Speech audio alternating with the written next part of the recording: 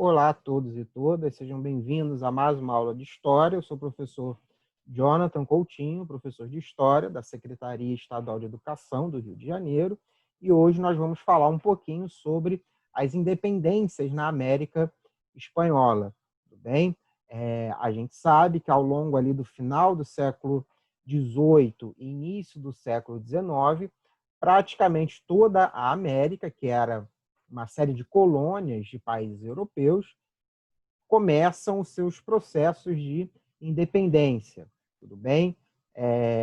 E no caso da aula de hoje, nós vamos falar um pouquinho sobre a parte da América que era uma colônia espanhola e que tem o seu processo de independências, né, já que são várias independências de várias partes que dão origem a vários países, vão ocorrer mais ou menos entre as décadas de 1810 e 1830. Tudo bem? Então, vamos na aula de hoje compreender como que se dá esses processos de independência.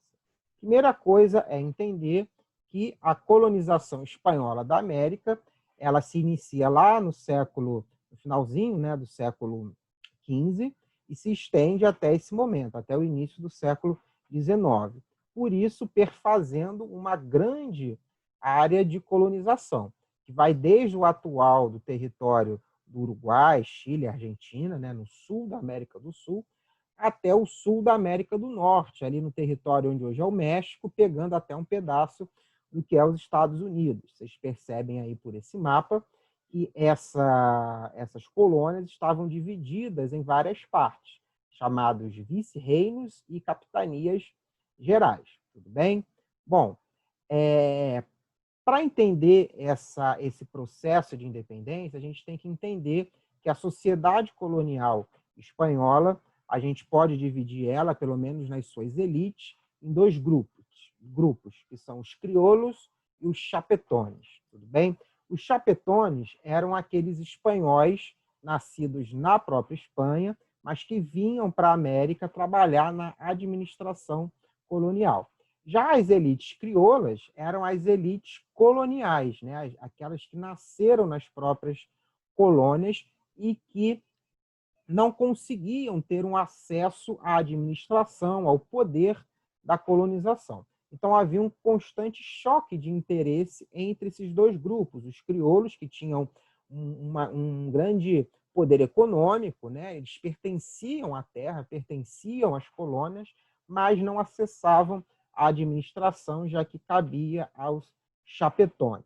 Então, as independências dessas colônias da América Espanhola ocorreram no início do século XIX, quando as ideias do liberalismo, da autonomia, começam a conquistar justamente essas elites crioulas. Vamos lembrar que o século XIX, né, o início do século XIX, ele vem logo depois do surgimento das grandes ideias iluministas de liberdade, de justiça, de igualdade, e essas ideias começam a chegar aqui na América. Tudo bem?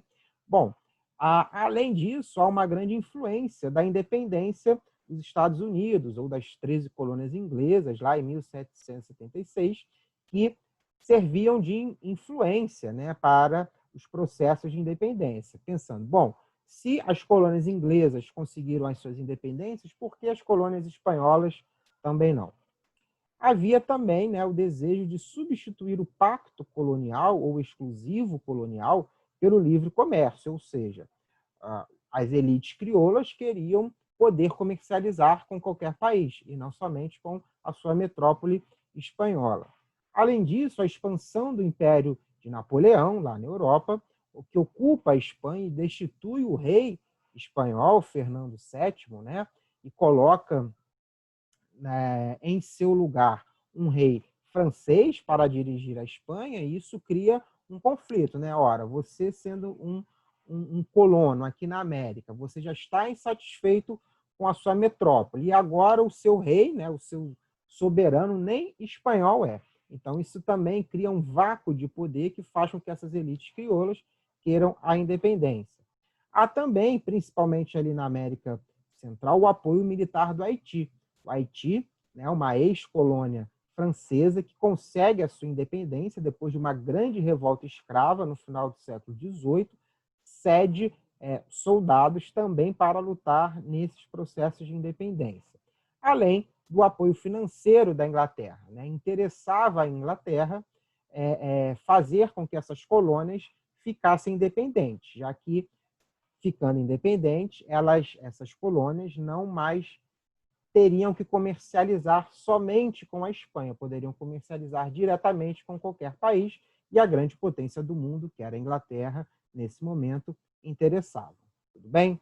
Bom, ao contrário, né, do que ocorreu com o Brasil, neste primeiro momento, ali por volta de 1810, 1815, os movimentos de independência não contavam com o auxílio da Inglaterra, né? Afinal, a Inglaterra estava na luta contra Napoleão, então seus esforços estavam voltados para lá.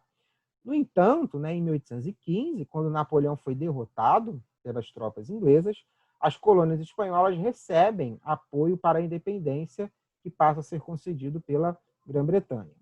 Entre as principais lideranças dessas independências, né, aqui na América, estão Simão Bolívar, né, cuja campanha militar resultou na independência de Colômbia, Equador, Venezuela, por exemplo, tem uma imagem dele aí para vocês verem, e as independências da Argentina, Chile, Peru, portanto, mais ao sul, né, da América do Sul, foi comandada por José de San Martín, né?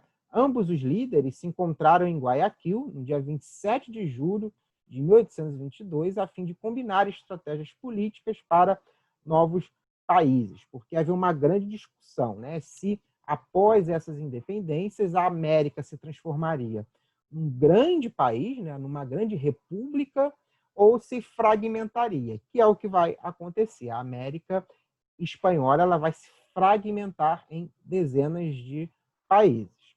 Bom, quais as consequências dessas independências, né? Apesar de seu desejo de líderes como o do Bolívar, as colônias espanholas elas se fragmentam em vários países após a Conferência do Panamá. Essa é uma diferença, por exemplo, em relação ao Brasil, que se mantém como um grande império, como um grande território. O Brasil, na sua independência, se mantém unificado. A América Espanhola, ela se fragmenta. A aristocracia crioula passa a governar esses estados soberanos. Que é isso que eles queriam. Retiram do poder os chapetones e essas elites da terra, as elites crioulas, passam a comandar. No entanto, a economia ela continua baseada na exportação de matérias-primas, né, e ser dependente da produção industrializada das nações europeias, tá? Vendendo produtos primários e comprando produtos industrializados. Além disso, a manutenção da estrutura colonial, né, onde os brancos eram a elite e índios e mestiços eram considerados inferiores.